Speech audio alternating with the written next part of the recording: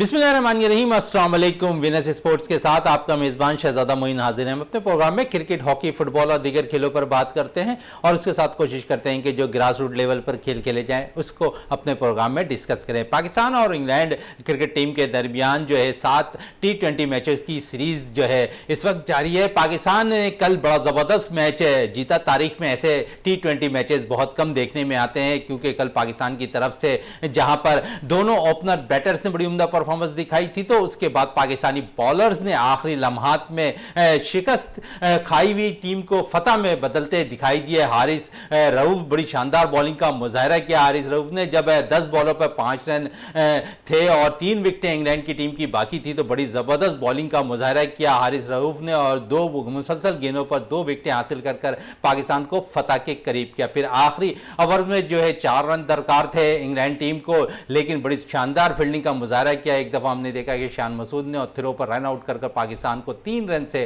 फतह दिलाने में कामयाब रहे। पाकिस्तान ने मुकर्ररा 20 ओवर्स में 166 रन स्कोर किए थे और 167 रन की जो है जीत के लिए जो है इंग्लैंड को टारगेट दिया था। पाकिस्तान के बैटर्स की अगर बात करें तो मोहम्मद रिजवान ने एक बार फिर बड़ी उम्दा बैटिंग का मुजाहरा किया।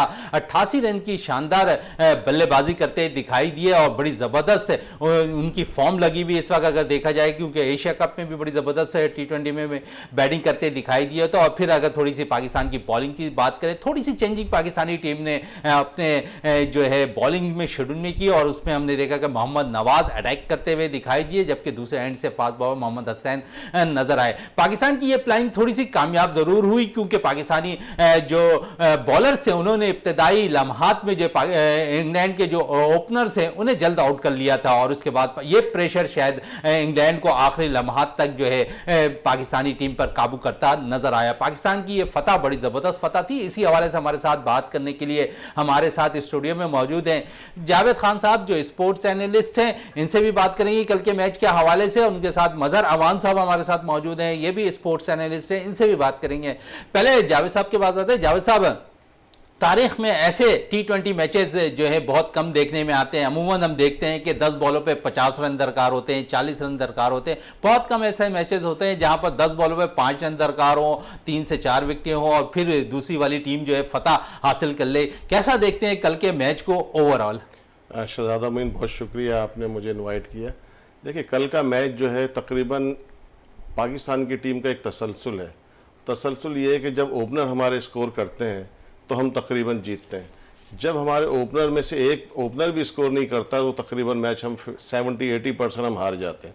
कल भी आपने देखा होगा कि 97 पे पहली विकेट गिरी है। अगर ये 97 की पार्टनरशिप ओपनिंग स्टैंड नहीं होती तो हम ये 160 प्लस स्कोर नहीं कर पाते। एक तो ये बात होगी। दूसरी बात ये हो गई कि हमारी बॉलिंग में अगर हसनैन का वो 24 रन जो दिए थे अगर वो नहीं होते तो मैच पाकिस्तान की गिरफ्त में था, लेकिन उस ओवर से पाकिस्तान के हाथ से वो निकला।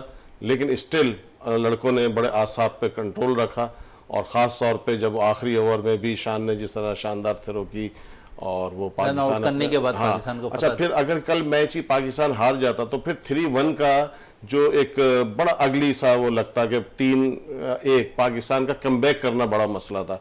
लेकिन अब ऐसा हो गया, टाई हो गई सीरीज़ और आगे जाके ये सीरीज़ बड़ी एक्साइटिंग उसमें फेज़ में दाखिल होगी।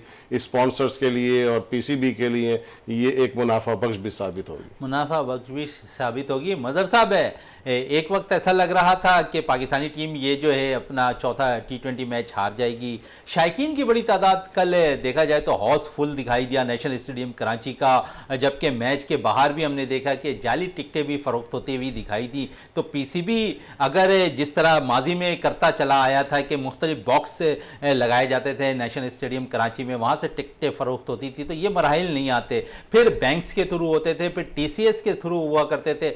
लेकिन अगर शायकीनी क्रिकेट के लिए थोड़ी सी बात कर लें मजहर साहब, उसके बाद फिर हम क्रिकेट पर आते हैं। देखें, शायकीन तो हमेशा जो है मैच देखना चाहते हैं और वो जो है कहीं ना कहीं से टिकट जो है वो हासिल कर लेते हैं।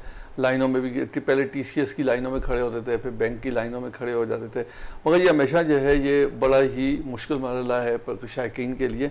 ये अभी इन्होंने जो इंटरनेट के ज़रिए जो है जो कुछ टिकट्स का सिलसिला स्टार्ट किया है तो उससे कुछ बेहतरी आई है, मगर वो भी उससे जो है ना भी मसले मसाइल जो है ना अभी हल नहीं हुए। बहरहाल ये सिलसिले तो जो है ना शायकीन के लिए प्रॉब्लम, जाहिर है जो शौकीन लोग हैं उनको जो है ना प्रॉब्लम तो ये देखनी पड़ेंगी और हमेशा से ये सिलसिला रहा है। जहाँ तक ये मैच का था, लेकिन मजहर साहब कल जो मैच हुआ शायकीन के लिए दिलचस्प मैच तो हो गया, क्योंकि कुछ तमाशाई उठकर चले गए थे हसनैन के 24 रन बनने के बाद, तो उन्हें जब बाहर निकलने के बाद पता चला कि पाकिस्तान ने मैच जीत लिया तो वो तो काफी हैरान भी हुए होंगे। देखें ये जो है ना ये शायकीन अब जो है ना दोबारा ऐसा नहीं करेंगे, क्योंकि ये इस तरीके के मैच पाकिस्तानी टीम है। इससे पहले भी मैच हुआ था जब जो है ना उसने जब 2 छक्के मार दिए थे, शायकीन उठ के चले गए थे एशिया कप में, फिर जो है 2 छक्के लगने के बाद लोग जब बाहर निकले तो उनको पता चला भाई मैच तो जीत गए। बहरहाल जो है ना ये तो एक क्रिकेट नाम ही एक थ्रिल का नाम है, एक जो है इसी तरह जो है ना ये अनसर्टन जो है हर बॉल के बाद एक नया आता है सिलसिला। इसी यही अगर ये क्रिकेट के अंदर जो है इस तरीके की थ्रिल नहीं हो तो लोग जो है इसको एंजॉय भी इतना, तभी देखें कि हॉकी देख लें 90 मिनट का है, फुटबॉल जो है 90 मिनट का है, तो क्रिकेट जो है वो पूरे दिन का, जैसे वनडे जो होता है वो पूरे दिन का होता है 50-50 ओवर का, इसका जो है 3 घंटे का होता है। तो उनको पूरे 3 घंटे बैठने में एंटरटेन होंगे तो जो है वो बैठेंगे। अगर एंटरटेनमेंट नहीं मिलेगी, पिच जो है बिल्कुल फ्लैट पिच होनी चाहिए, T20 के लिहाज से होनी चाहिए, ताकि जो लोग जो आते हैं वो इसी चीज़ को चौके छक्के देखने के लिए आते हैं।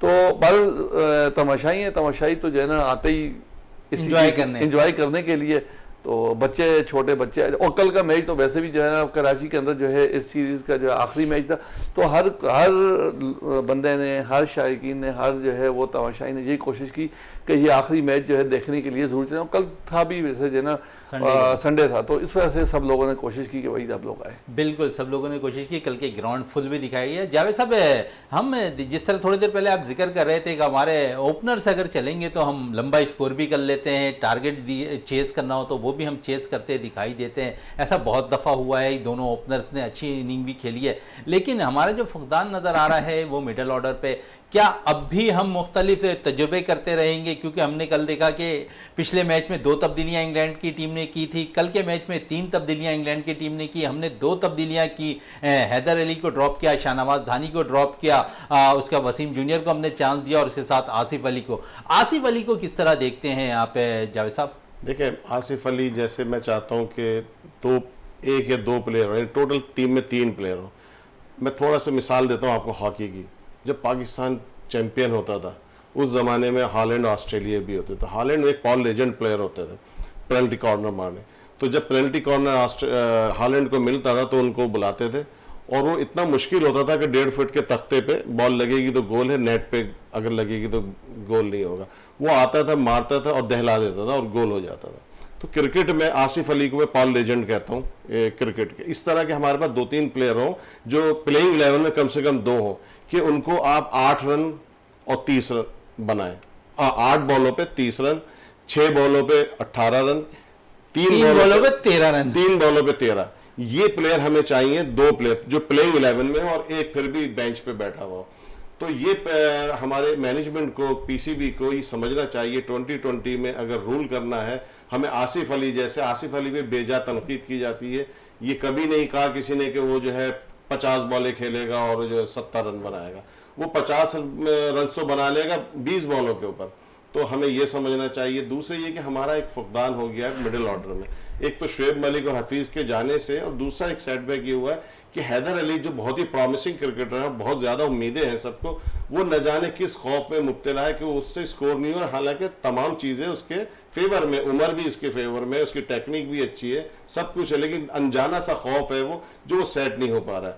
और एक हारिस रऊफ जो बैट्समैन थे ना, नहीं लेफ्ट हैंडेड बैट्समैन जो टेस्ट में खेले थे, विकेट कीपर नहीं, मोहम्मद हारिस, वो एक ऐसा बैट्समैन है कि उसको अगर लेकर आए, मोहम्मद हारिस नहीं, टेस्ट प्लेयर की बात, वो सही कह रहे हैं, अगर वो आ जाए तो वो अच्छा उसकी हारिस सोहेल, क्योंकि देखें इसमें जो है ना मिडिल ऑर्डर में टेक्निक काफी स्ट्रांग होनी चाहिए, क्योंकि इसमें स्पिनर भी आते हैं और इसमें फास्ट बॉलर भी आते हैं। मिडिल ऑर्डर का इम्तिहान होता है अगेंस्ट स्पिनर्स के लिए।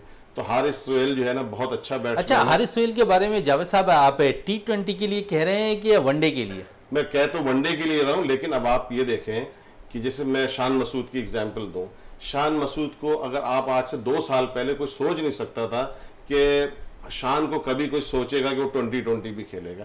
जब शान ने देखा कि उसके टेस्ट करियर जो है तकरीबन ख़त्म हो गया, अब मेरी क्रिकेट भी ख़त्म हो जाएगी, तो उसने अपने आप को ट्रांसफॉर्म किया, उसने काफ़ी मेहनत की और 2020 का प्लेयर बनाया अपने आप को। तो अगर हारिस सोहेल की भी अगर हम आज बात कर रहे हैं, तो हारिस सोहेल भी तो मतलब निकले ना अपने खोल से बाहर और अपने आप को मनवाए 2020। क्योंकि आपको देखिए, आप अगर एक कार ड्राइवर हैं तो आप स्लो भी चला सकते हैं, तेज भी चला सकते हैं, और फार्मूला 1 में भी प्रैक्टिस के साथ हिस्सा ले सकते हैं। तो हारिस सोहेल को चाहिए कि वो, मेरी नज़र में वो खेल सकता है। और फिर ये हैदर अली है एक हमारा, और एक मोहम्मद हारिस जो अभी इत्तेफाक है, अभी नया। अच्छा, मोहम्मद हारिस के हवाले से मजहर साहब से बात करते हैं। मजहर साहब, टेक्निकली तौर पर मोहम्मद हारिस है बैटर बैट्समैन के रूप में नजर आए, पीएसएल में उन्हें चांस भी मिला, लेकिन वो रन करने में नाकाम रहे। लेकिन टेक्निकली तौर पर जितने भी माहिरीन हैं वो उसे अच्छा बैटर तस्लीम करते हैं। एज ए विकेट कीपर वो टीम के साथ ज़रूर है, रिजर्व प्लेयर में है, वर्ल्ड कप के स्क्वाड में। क्या समझते हैं कि ये जो इंग्लैंड की सीरीज़ हो रही है, इसमें 1 से 2 मैचेज मोहम्मद हारिस को एज ए बैटर चांस मिल जाए? दूसरी तरफ जावेद साहब जिस तरह कह रहे हैं कि हारिस सोहेल को भी कुछ चांस देना चाहिए, लेकिन अगर हम बेंच पर देखें तो जिस तरह T20 क्रिकेट में बहुत ज़्यादा फास्ट हो गई है, कैरेबियन लीग में आजम खान बड़ी अच्छी परफॉर्मेंस दिखाते हुए नजर आ रहे हैं कि हमें हार्ड हिटर निचले नंबरों पर चाहिए। जैसा जावेद साहब ये भी कहते नजर आए कि आसिफ अली जैसे 2 से 3 प्लेयर्स ज़रूर हो, एक प्लस उनके साथ खेल रहा हो, एक बेंच पे बैठा हुआ हो। तो आजम खान और मोहम्मद हारिस के हवाले से क्या कहेंगे?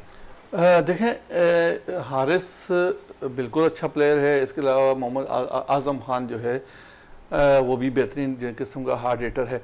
मगर मैं समझता हूँ, देखें ये सारी चीज़ होती है प्लानिंग।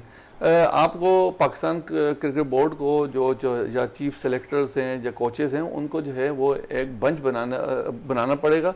आपको एक प्लानिंग करनी पड़ेगी कि आपने 6 महीने के बाद या 1 साल के बाद आपने क्या टीम तैयार करनी है। देखिए, टीमें बनाई जाती हैं, टीमें बनाने के लिए आपको हर प्लेयर के ऊपर वर्कआउट किया जाता है, ऐसा उसको कॉन्फिडेंस दिया जाता है। ऐसा नहीं होता कि आप जो है कि जैसे मोहम्मद हारिस है, हारिस को आप जो है ना साथ लेकर तो चल पड़े हैं, मगर वही सिलसिला होगा कि आप साथ तो रखेंगे, उसके बाद तो 4-5 से टूर कराने के बाद जो है ना बेचारे को पता ही नहीं चलेगा कि मुझे जो है टीम के अंदर डाला किस वजह से था और मुझे निकाल किस तरीके से दिया। देखिए, अगर आपने किसी भी जैसे हैदर अली की बात की, जावेद भाई ने बड़ी अच्छी बात की। हैदर अली देखें, जब शुरू में अंडर 19 का वर्ल्ड कप खेल कर आए, उसके बाद जब वो पाकिस्तान टीम के अंदर आए, उनके अंदर जो है ना वो कॉन्फिडेंस लेवल था जिसकी वजह से उसने आगे परफॉर्मेंस दी। उसके बाद उसने पीएसएल में आके बहुत अच्छी परफॉर्मेंस दी। एकदम से जो है ना वो 1-2 मैचेस के अंदर जो है फेल हुआ, उसको उठा के आपने बाहर कर दिया। उसका जो कॉन्फिडेंस लेवल था, हाई था, उसको आपने शेक आउट कर दिया। अब वो जो है अब जो है ना वो क्या कर रहा है कि लड़का जो है प्लेयर अपनी जगह पे बहुत अच्छा है, टेक्निक वाइज अच्छा है, हर चीज़ से अच्छा है। उसको अब मसला सब जरा ये हो गया कि वो अपनी टीम में जगह बनाने के लिए वो अपना ओरिजिनल खेल भी भूल गया है। वो ये चाह रहा है कि मैं किसी तरीके से 25-30 रन करूं ताकि मुझे अगले मैच में मिले।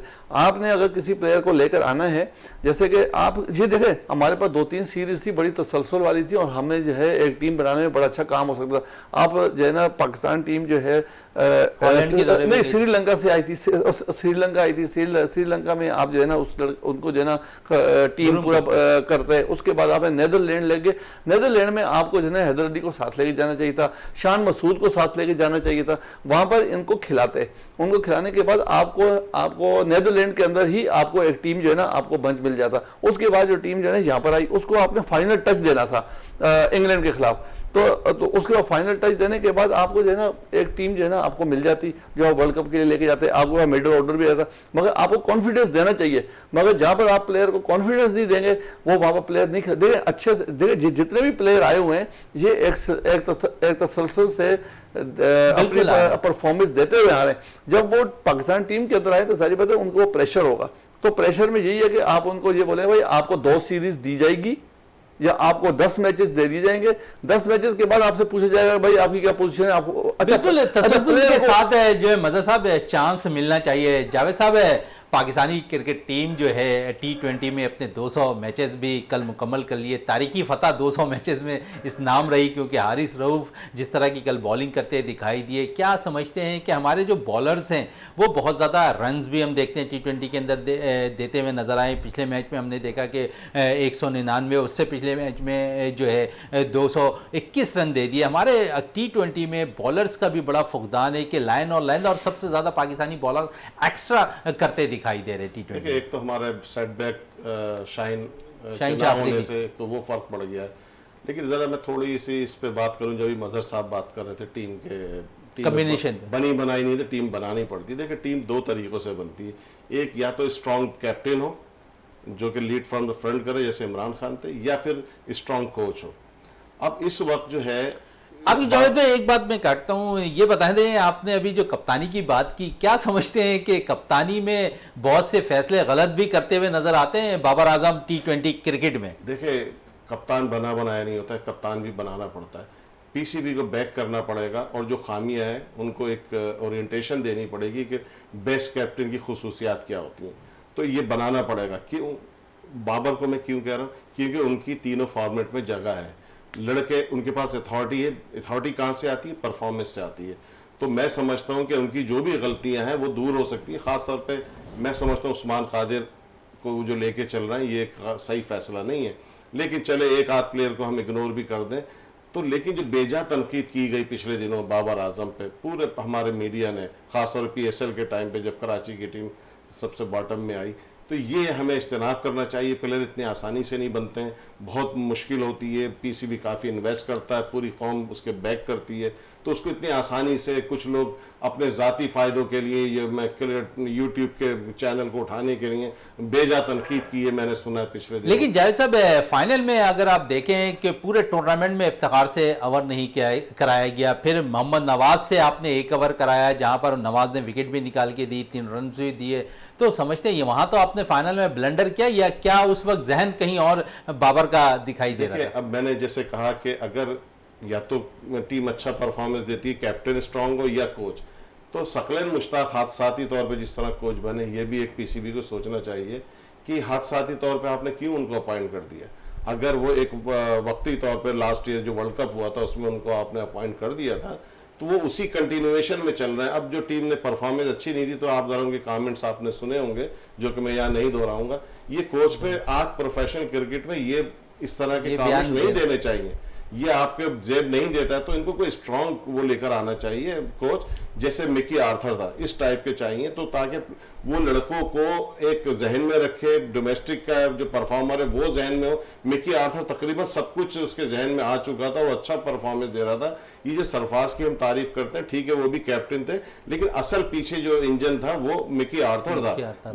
वो किसी की नहीं सुनता था और वो परफॉर्मेंस लेता था। तो इसी तरह हमें एक सही कोच चाहिए। मेरी नज़र में पीसीबी का ये फैसला किसी भी कीमत पे सही नहीं है कि सकलन मुश्ताक कोचिंग करेंगे, और उन्होंने कभी भी किसी भी हेड कोच का किरदार आज तक अदा नहीं किया जो हमने उनको दे दिया। बिल्कुल, आप हेड कोच की बात कर रहे हैं सकलन मुश्ताक की। मजहर साहब, हेड कोच की तो बात हो रही है, बाकी पाकिस्तान क्रिकेट बोर्ड बड़े अच्छे अच्छे फैसले कर रहा है, नौजवान खिलाड़ियों के लिए बहुत से स्कॉलरशिप दे रहा है, नौजवान खिलाड़ियों के लिए ग्रूम करते हुए भी चीज़ें नज़र आ रही हैं। लेकिन दूसरी तरफ जो डोमेस्टिक मैचेज़ होते हैं, अभी हमने देखा नेशनल T20 मैचेज़ हुए पाकिस्तान के, वहाँ पर भी जो है सेलेक्टर्स मौजूद नहीं थे, अच्छे परफॉर्म करने वाले प्लेयर्स को जगह देते हुए नज़र नहीं आए। गो कि अगर उन्होंने परफॉर्म किया था तो इंग्लैंड के खिलाफ सीरीज़ में उन्हें चेक किया जा सकता है। साइम अयूब की बात कर लें, बड़ी ज़बरदस्त बैटिंग की उन्होंने इस टूर्नामेंट के अंदर। शजील खान ने बड़ी ज़बरदस्त बैटिंग का मुजाहरा किया। तो जिस तरह ये कहते हुए नज़र आ रहे हैं जावेद साहब के हेड कोच पे तनकीद हो रही है, तो वहाँ पर अगर देखें तो हमारा तो डोमेस्टिक स्ट्रक्चर पे भी काम तो हो रहा है, लेकिन खिलाड़ियों को जो है चांस मिलता दिखाई नहीं दे रहा डोमेस्टिक में परफॉर्म करने वाले। देखिए जनाब, ऐसा था कि पाकिस्तान क्रिकेट बोर्ड जो है जितने भी कोचेज़, इतने सारे कोचेज़ लगाए हुए हैं, जो है ना, आपने जो है डिस्ट्रिक्ट लेवल पे भी आपने जो है कोचेज़ लगा दिए जो हैवी सैलरीज ले रहे हैं। इसके अलावा आपने असिस्टेंट कोच लगा दिए, आपने बॉलिंग कोच लगा दिया, आपने हेड कोच लगा दी। देखिए इन सब का, और जो है ना सबसे बड़ी एक और बात ये कर दी कि जितने कोचेज़ हैं ये साथ ही सिलेक्टर भी बन गए कि जो 6 रीजन के जो कोचेज़ होंगे वही ही जो है सिलेक्टर होंगे वो अपने अपने लड़के देंगे और वो वसीम अहमद जो है वो अपनी सिलेक्शन करेगा। मगर बड़े अफसोस की बात तो सबसे बड़ी ये है कि वो जो है ना जितने भी कोचेज़ हैं वो कोचेज़ जो है ना ग्राउंड पे आके जो है फिजिकली प्लेयर की टेक्निक और उसके रन्स नहीं देख रहे। देखें एक बॉलर अगर आखिर के 4 खिलाड़ी आउट कर देता है आगे, तो जब स्कोर शीट पे लिखा हुआ आएगा जी जावेद साहब ने जो है 4 आउट कर दिए, तो अब इनको ये नहीं पता कि जावेद साहब ने जो है शुरू के 4 खिलाड़ी आउट किए हैं या आखिर के आउट किए हैं। अच्छा जिस लड़के ने जो है ना शुरू में बॉलिंग की होगी और उसने अगर 2 विकेटें ली होंगी और उसने मार भी खाई होगी, जाहिर बात है जब ओपनर 1 डाउन 2 डाउन जब बैट्समैन आते हैं तो वो जेन्युइन बैट्समैन होते हैं, वो अच्छा खेलते हैं।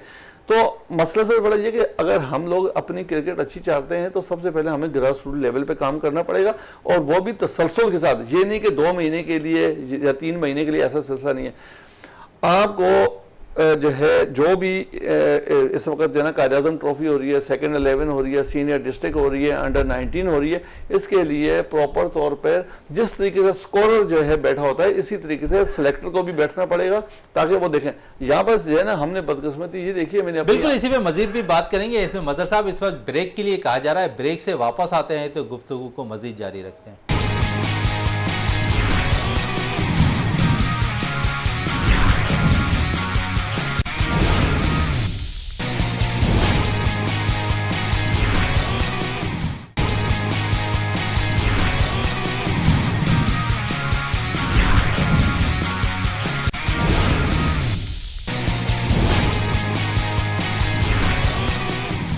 वक्फे से पहले जिस तरह बात हो रही थी खासकर नौजवान क्रिकेटर्स के हवाले से, तो फिर मजहर साहब के पास ही जाते हैं। मजहर साहब, जिस तरह आप कह रहे थे कि नौजवान क्रिकेटर्स को जिस तरह चांस मिलता दिखाई दे रहा है, डोमेस्टिक में जो परफॉर्म करते हुए नज़र आ रहे हैं, उनको अब पाकिस्तानी क्रिकेट बोर्ड को सोचना चाहिए कि उन्हें परफॉर्मेंस जो प्लेयर्स देते हैं उन्हें टीम में शामिल किया जाए।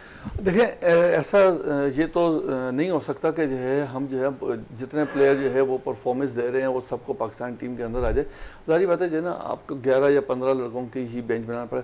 देखें उसके साथ साथ जो है ना पहले जो है आज से 5-7 साल पहले, बल्कि अभी भी जो है 2-3 साल पहले भी देखेंगे पाकिस्तान की ए टीम हुआ करती थी। इसका मतलब है कि ये आपका बैकअप है। तो आपने जो है 20 से 20 लड़कों की लौट तो आपने जो है ना ए टीम करके कर दी, पाकिस्तान की नेशनल टीम बना दी। उसके पीछे ही 25 से 30 लड़के आपने बैक पे जो है ना जो ए टीम बनानी होती है वो आपने बना के रख दें और उसको मुख्तलिफ टूर करवाएं, अच्छे जगह ले जाएं, अपना इंग्लैंड ऐसे जो है ना टूर कराएंगे, श्रीलंका का टूर कराएंगे, जिससे जो है लड़कों का मेंटली तौर पे वो इंटरनेशनल क्रिकेट से करीब तरीन हो जाएंगे। जब वो करीब तरीन हो जाएंगे तो देखें जब आपका कोई लड़का जो है ना अनफिट होता है, आपके पास बेंच स्ट्रेंथ पीछे मौजूद होगी, आपके पास बॉलर भी मौजूद होंगे, आपके पास बैट्समैन भी मौजूद है। फॉर एग्जाम्पल अभी आपके पास जो है ना कोई लड़का अनफिट हो जाता है, फॉर एग्जाम्पल हम बात करते हैं जी शाहीन अफरीदी की। शाहीन अफरीदी क्या समझते हैं कि आपके जो बॉलर इस वक्त पाकिस्तान टीम के अंदर खेल रहे हैं और शाहीन अफरीदी के बीच में बहुत बड़ा गैप है, बहुत बड़ा गैप है, जिसकी वजह से हमारी इस वक्त जो बॉलिंग लाइन है वो भी वीक हुई है। तो इस वक्त हमारे को सबसे बड़ा मसला सबसे बड़ा ये कि हमारे पास बेंच स्ट्रेंथ नहीं है। बेंच स्ट्रेंथ ना होने की वजह यही है कि आपके पास ग्रास रूट लेवल पे जो है जो प्लेयर जिन्होंने आना था वो ग्रास रूट लेवल से प्लेयर भी नहीं आ रहे। अभी आप ये देख लें कि अभी जो है कायद-ए-आज़म ट्रॉफी हो रही है, अभी सेकंड 11 के मैचेस ख़त्म हुए हैं, अभी नेशनल T20 ख़त्म हुई है। तो हम लोग कितने बदकिस्मत लोग हैं कि जो है हमारी नेशनल T20 हुई है और नेशनल T20 के परफॉर्मर जो है वो आपकी नेशनल टीम में नहीं है। आपका जो है ना आपका ज़हन क्या कहता है कि आप कौन से लड़कों को जो है वो नेशनल टीम में लेकर आएंगे। ज़ाहिर बात है नेशनल T20 का मतलब होता है कि आपने पूरे पाकिस्तान में अपने एक मैचेस करवाए, फाइनल करवाने के बाद जो है जो वहाँ का बेस्ट लड़का होगा, जो बेस्ट विकेट कीपर होगा, बेस्ट बैट्समैन होगा, बेस्ट बॉलर होगा, उसको आप जो है ना चांस दे देंगे तो वो जो है ना आगे परफॉर्म करेगा। अच्छा लड़के का दिल भी बड़ा होता है कि मैंने देखे परफॉर्मेंस दी और मैं आ गया। तो हर लड़का इसी तरीके से जो है वो अपनी फिर वो खुल के परफॉर्मेंस देगा उसको। वो ये 101% श्योर के होता है कि वो उसका दिल भी बड़ा होगा कि मैं परफॉर्मेंस दूंगा तो मैं पाकिस्तान टीम के मैं अंदर पाकिस्तानी टीम में आऊँगा। इसी पे नए लड़कों के हवाले से बात कर लेते हैं जावेद साहब। इस टीम के अंदर हम देखते हैं कि आमिर जमाल भी टीम का हिस्सा हैं, इब्रार अहमद भी। इब्रार अहमद के बारे में बड़ी खबरें आती दिखाई दे रही हैं कि उनको अब तक कोई जज नहीं कर सका कि वो ऑफ स्पिनर है, लेग स्पिनर है, गुगली बड़ी अच्छी करते हैं। तो समझते हैं कि ऐसे जो प्लेयर्स हैं उन्हें मौके ज़रूर मिलने चाहिए। देखिए बड़ी अच्छी बात की मदर साहब ने कि ए टीम के टूर्स होने चाहिए। अंडर 19 और ए टूर के बीच में भी एक है अंडर 23। पहले पाकिस्तान की टीम अंडर 23 की टीम ऑस्ट्रेलिया तक जाती थी। तो हमारे लड़कों को जितने भी परफॉर्मर है, अगर आप इनको परफॉर्मर्स को लेके जाए तो पूरी टीम तो इन्हीं से बन जाएगी। तो इनमें से जो परफॉर्मर होता है इसमें से एक दो प्लेयर हर साल इस लेवल के होते हैं जो इंटरनेशनल लेवल पे परफॉर्म कर सकें। ये डोमेस्टिक लेवल पे जो हमारे लड़के परफॉर्मेंस देते हैं किसी भी दुनिया की टीम, इसका मतलब ये नहीं तो वो तमाम प्रोडक्ट होते हैं इंटरनेशनल लेवल की, वो मटेरियल नहीं होते। उनमें से चंद होते हैं 10% 15% प्लेयर जो ऊपर लेवल पे जाके परफॉर्मेंस दे सकता है।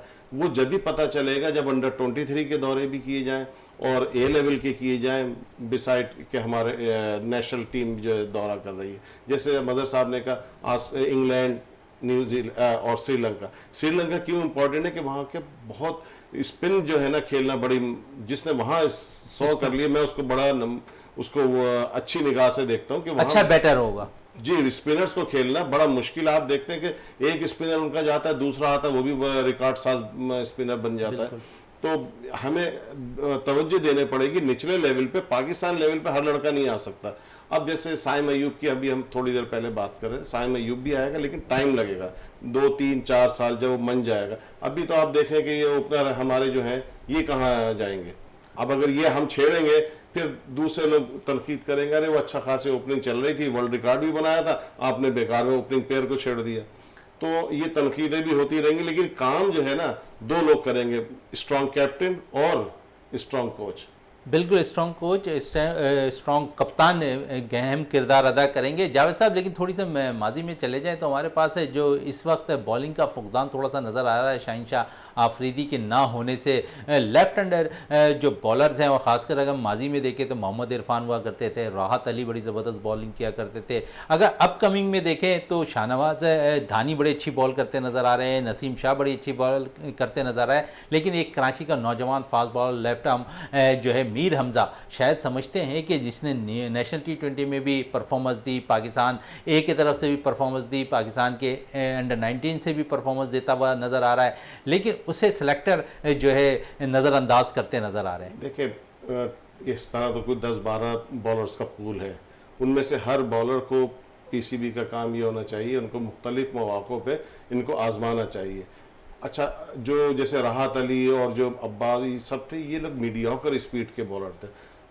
PCB का मुझे ऐसा लग रहा है जोर कि वो एक्सप्रेस बॉलिंग को देख रहे हैं कि अगर एक्सप्रेस बॉलर होगा, थोड़ी सी स्विंग भी होगी उसके अंदर, लाइन लेंथ, तो वो पाकिस्तान के लिए बड़ी कदर खिदमत अंजाम। स्विंग की बात कर रहे हैं तो Mir Hamza out swing, in swing बड़ी ज़बरदस्त करते हैं, यॉर्कर बड़ी ज़बरदस्त करते हैं। तो फिर तो कम से कम ये अगर नेशनल T20 वर्ल्ड कप के लिए अगर उनका नाम आ जाता, क्योंकि ऑस्ट्रेलिया की विकेटें बड़ी तेज़ होती हैं, वहाँ पर हवा भी बड़ी मदद करता हुआ नज़र आता है बॉलर्स को, तो समझते हैं वहाँ सिलेक्शन होनी चाहिए थी T20 वर्ल्ड कप के लिए। बिल्कुल होनी चाहिए, और मैं समझता हूँ कि वो 2020 के लिए बड़े कारगर साबित होंगे मीर हमजा, क्योंकि एक अच्छा प्रॉमिसिंग और यंग अपकमिंग ही कहूँगा, क्योंकि अभी तक वो उनको मुसलसल मौके नहीं दिए गए। या आपने अच्छा एक प्लेटफॉर्म चुना मीर हमजा को सपोर्ट करने के लिए, क्योंकि वो डिज़र्व करते हैं। इसी तरह जितने भी हमारे फास्ट बॉलर हैं, अब लेफ्ट आर्म स्पिनर जो है ना एक्सप्रेस नहीं आ रहे इतने तेज़ जैसे पहले आते थे, वसीम अकरम और जो मुख्तलिफ और ये शाहीन आफरीदी। अब हमें राइट हैंडेड बैट्समैन वो बॉलर आ रहे हैं, हारिस रऊफ आ गए, नसीम शाह आ गए, मोहम्मद हसनैन। तो अब एक दौर शुरू हुआ राइट हैंड फास्ट बॉलिंग का। पहले हम लोग देख रहे थे कि तकरीबन 4 के 4 फास्ट बॉलर जो पाकिस्तान के लेफ्ट आर्म होते थे, वहाब रियाज भी उनमें से एक बिल्कुल एक्सप्रेस थे। तो मैं ये समझता हूँ कि यंगस्टर को ज़ाया नहीं होने देना चाहिए, ख़ास तौर पर बॉलर, क्योंकि उसके पास टाइम बहुत कम होता है एक्सप्रेस बॉलिंग करने के लिए। बैट्समैन तो अपने टाइम के साथ मंचता चला जाता है और मेच्योर होता है, तो ये बात सही है, इस पे पीसीबी को काफ़ी जोर देना चाहिए। बिल्कुल पीसीबी को जोर देना चाहिए। मज़र साहब है, जिस तरह जावेद साहब कह रहे हैं कि नौजवान क्रिकेटर्स को भी जो है ज़रूर मौके मिलने चाहिए, आप भी कुछ देर पहले कह रहे हैं कि जो परफॉर्मेंस करता है डोमेस्टिक में उसे ज़रूर चांस देना चाहिए। लेकिन हमारा जो है हम देखते हैं कि हमारा जो फोकस है वो ज़्यादातर हो गया है पीएसएल के पर। अगर पीएसएल में कोई लड़का परफॉर्मेंस करता है तो उसे फौरी तौर पर टीम में वो शामिल हो जाता है। देखें देखें इस वक्त जो है ना मुझे समझ में ये नहीं आ रहा कि जो है ना आपका जो है सिलेक्शन का जो लेवल है वो जो है ना T20 हो गया है। तो T20 में जो है जैसे कि आप कोई भी प्लेयर जो है ना एक आध इनिंग्स खेल जाता है, 50 रन की अच्छी इनिंग्स खेल जाता है, सारी बात है, तो आप जो है ना उसको एकदम से जो है वो नेशनल टीम में लेकर आ जाते हैं। अफसोस इस बात का होता है कि जो एक ग्रास रूट लेवल से चढ़ा है लड़का, अंडर 19 खेला है, उसने सेकंड 11 खेल लिया, सेकंड 11 से प्रमोट हो गया, वो कायद आज़म ट्रॉफी में आया। कायद आज़म ट्रॉफी के बाद जो है ना वो उसकी जो पोजीशन होती है वो पाकिस्तान टीम होती है, आप जो है ना उसको इग्नोर कर जाते हैं। तो जिससे जो है हमें बहुत बड़ा नुकसान हो रहा है। ये जो भी प्लेयर इस वक्त जो है ना, जैसे मोहम्मद हारिस है, ठीक है जी, बहुत अच्छा प्लेयर है, मगर ये शॉर्टकट से आए हुए लड़के हैं। तो शॉर्टकट का लड़का जो है लॉन्ग टर्म नहीं चलेगा। तो एक आपने मार खाई हुई जब एक जो है ना जो एक सिस्टम के तहत जो है जो लड़का आएगा वो आप देखें। इस वक्त हम जो है ना हर तरफ जो है ना T20 आपकी जो असल क्रिकेट है वो टेस्ट क्रिकेट है और उसके बाद वनडे क्रिकेट है। तो जहाँ पर आप जो है ना जहाँ पर आप टेस्ट क्रिकेट खेलने जाएंगे या वनडे क्रिकेट खेलने जाएंगे ना, तो यहाँ वहाँ पर ये फास्ट बॉलर चल सकते हैं और ना ये वाले बैट्समैन चल सकते हैं। फिर आप जो है ना फिर आप ढूंढने चले जाएंगे। देखें हर सीजन में हर बार आपको प्रॉब्लम फेस करनी पड़ रही होती है, आप हर टाइम हर प्लेयर को ढूंढ रहे होते हैं और आपकी हमेशा कहीं ना कहीं आपको प्रॉब्लम चल रही होती है। टेस्ट अभी आपकी टेस्ट सीरीज स्टार्ट हो जाए, उसके बाद आप जो है ना आपको प्रॉब्लम स्टार्ट हो जाएगी, भाई हमारे पास जो है ना अच्छे फास्ट बॉलर नहीं है, स्विंग बॉलर नहीं है। अच्छा, उसके बाद जो है जब वनडे स्टार्ट हो जाएगा तो फिर उस वक्त जो है ना आपको हार्ड हिटर बैट्समैन नहीं चाहिएगा, 25-30 रन वाला मिडल ऑर्डर नहीं चाहिए होगा। उसके बाद आपको जो है ना ऐसा प्लेयर एक चाहिए होगा जो कि पूरे 50 ओवर खड़े होकर इस टीम के अंदर आप देख रहे हैं जो इस वक्त टीम खेल रही है।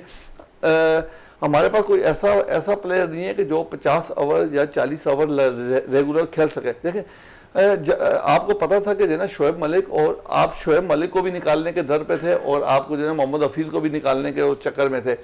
तो जब आपको ये पता था कि हमने दोनों प्लेयरों को निकालना है तो आपको ये पता नहीं था कि इनकी रिप्लेसमेंट भी कोई चाहिए आपको। इफ्तिखार अहमद है ना सर। देखें जी, मैं नहीं समझता कि जना देखें जितने चांस मेरे ख्याल में खुशदिल शाह को दिए हैं, इफ्तिखार अहमद को दिए, इतने चांस तो कहीं भी नहीं मिले।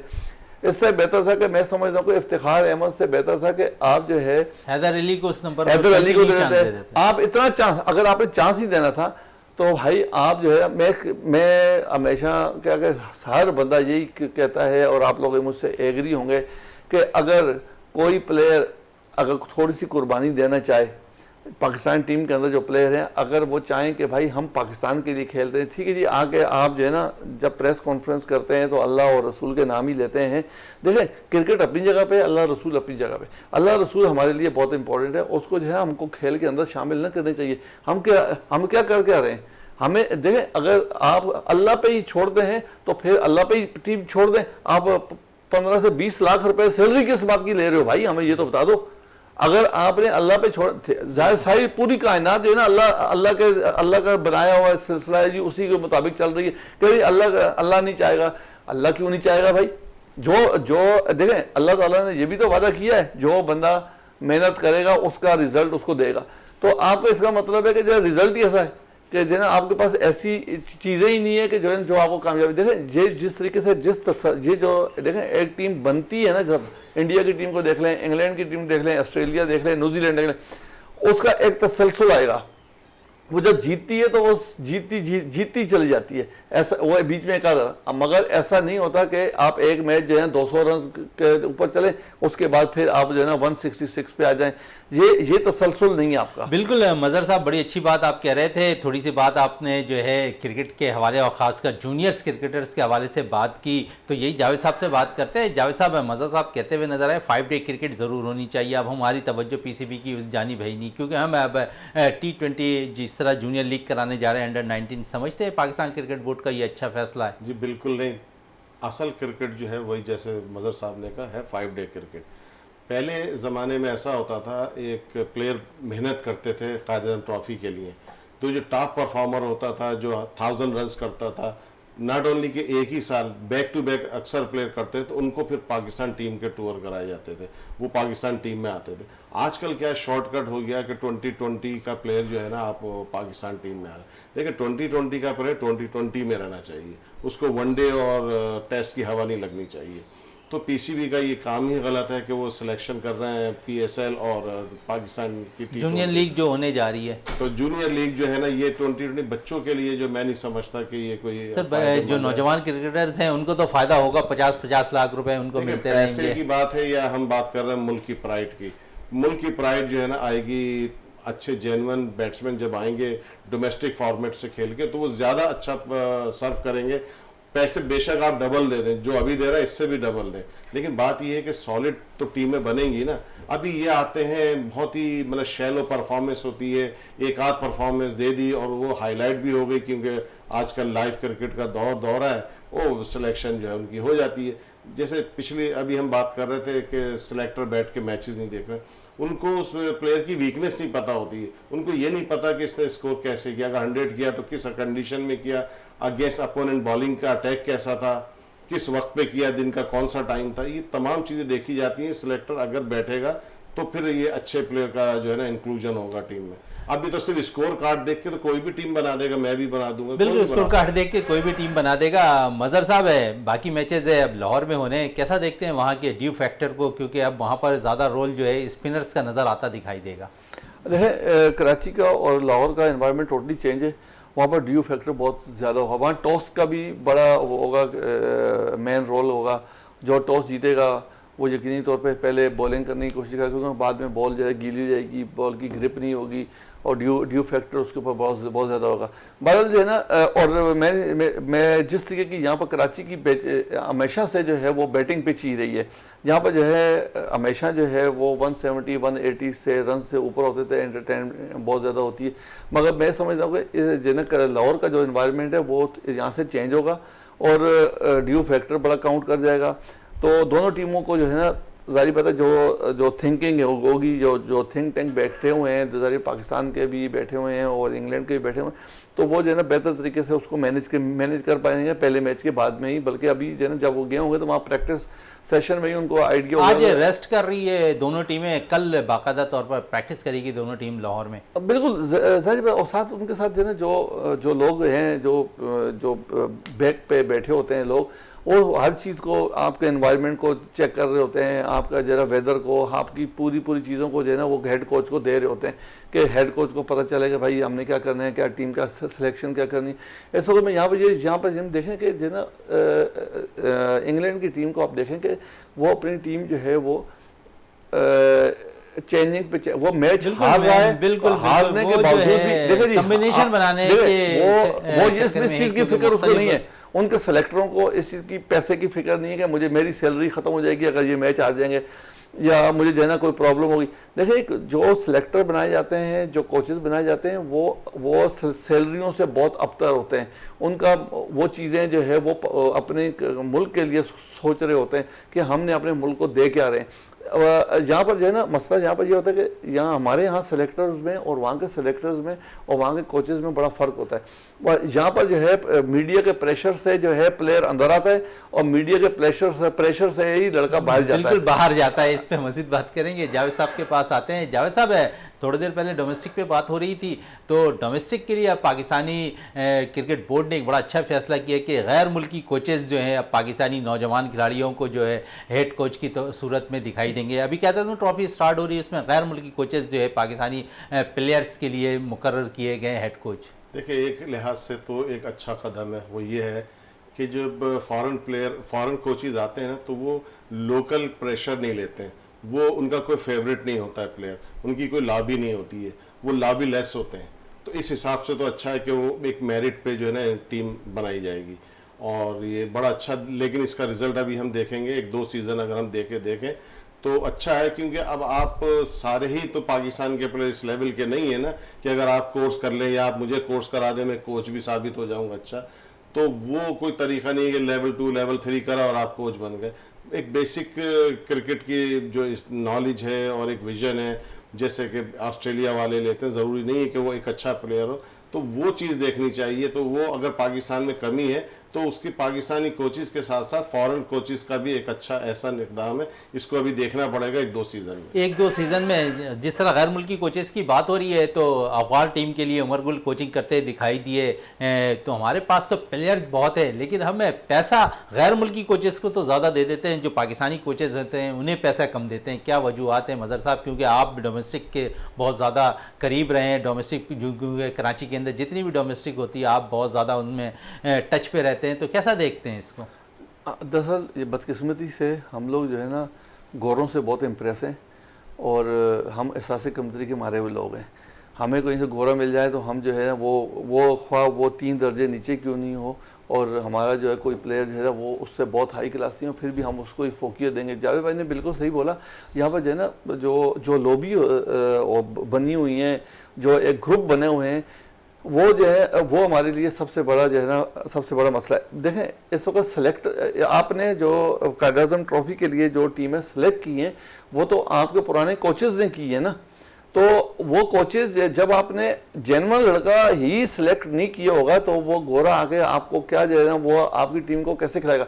एक और हमारे यहाँ सबसे बड़ा मसला समझ ये आता है कि देखें हम जो फैसले करते हैं वो अनसर्टनिटी में करते हैं, और हमें उसका रिजल्ट का पता ही नहीं होता कि इसका फ्यूचर में रिजल्ट क्या होगा। हम जो है ना कुछ सोचते हैं, घर में सोचते हैं, रात को सोचते हैं, सुबह के इम्प्लीमेंट कर देते हैं कि भाई जो है ना यार भाई इसके ऊपर पैसा लगता है, कौम का पैसा लगता है। आपने इंटरनेशनल आपने जो है कायद आज़म ट्रॉफी के लिए बिल्कुल सही किया कि आपने जो है ना इंटरनेशनल जो है ना जो कोचेस लेकर आए, फॉरेनर कोचेस लेकर आए। क्या आपके लड़के में इतनी एबिलिटी है कि उसकी अंग्रेजी समझ लेगा? आपको ये चीजें करने से पहले आपको जो है ना कम से कम 1 साल पहले देखें, आपको तसलसल करना पड़ेगा किसी चीज में, किसी चीज को आगे बढ़ाने के लिए। आपको अगर अंडर 19 का लड़का है तो अंडर 19 के लड़के को आप देख लें कि भाई ये लड़के जो है 10 लड़के हमारे अंडर 19 के लड़के हैं जो ये आगे चल के खेलेंगे, तो आपको उनकी जारी पढ़ाई तो उन बेचारों की होती नहीं है, आपको उनके लिए क्लासेस अरेंज करनी चाहिए ताकि उनको इंग्लिश से जो है वाकफियत हो। आपने अगर ये आपने जो है ना गोरे लेकर आने हैं तो आपको पहले उनको प्रिपेयर तो करना पड़ेगा ना, कुछ थोड़ी बहुत इंग्लिश तो उनको आनी चाहिए। हमारे आप ये बता देंगे जो जावेद साहब इस पे कुछ कहना चाह रहे हैं? जावेद भाई बोले। बिल्कुल मतलब मैं ये कहना चाहता हूँ, क्रिकेट की अपनी एक लैंग्वेज है, स्पोकन लैंग्वेज की ज़रूरत नहीं है। अगर आप एक क्रिकेटर हैं और एक मैं अफ्रीकन प्लेयर हूँ, क्रिकेटर हूँ, मैं अगर आपकी टेक्निक में ज़रा फॉल्ट है तो मैं बगैर अल्फाजों के इस्तेमाल से आपको फिलासफी इकोनॉमिक्स में नहीं समझा रहा हूँ, तो आपको ज़रा सा मैं एडजस्ट करूँगा, आप भी क्रिकेटर हैं, मैं भी, आप फ़ौरन समझ जाएंगे। अगर आप अपना पाँव पहले ला रहे हैं, बल्ला पीछे हो रहा है, मैं थोड़ा सा, आप समझ जाएंगे। तो इसमें इतनी लैंग्वेज की जरूरत नहीं है, बिल्कुल लैंग्वेज की जरूरत नहीं है, टाइम कम है। जावेद साहब, मज़हर साहब आपका बहुत बहुत शुक्रिया, जावेद साहब आपका बहुत बहुत शुक्रिया। प्रोग्राम का अख्ताम करते हैं इस दुआ के साथ कि पाकिस्तान में खेल और खिलाड़ी तरक्की करते रहें और पाकिस्तान का सब्ज़ हिलाली परचम दुनिया भर में रोशन रहे। इसी के साथ अपने मेज़बान शहजादा मोइन को इजाज़त दें। पाकिस्तान जिंदाबाद।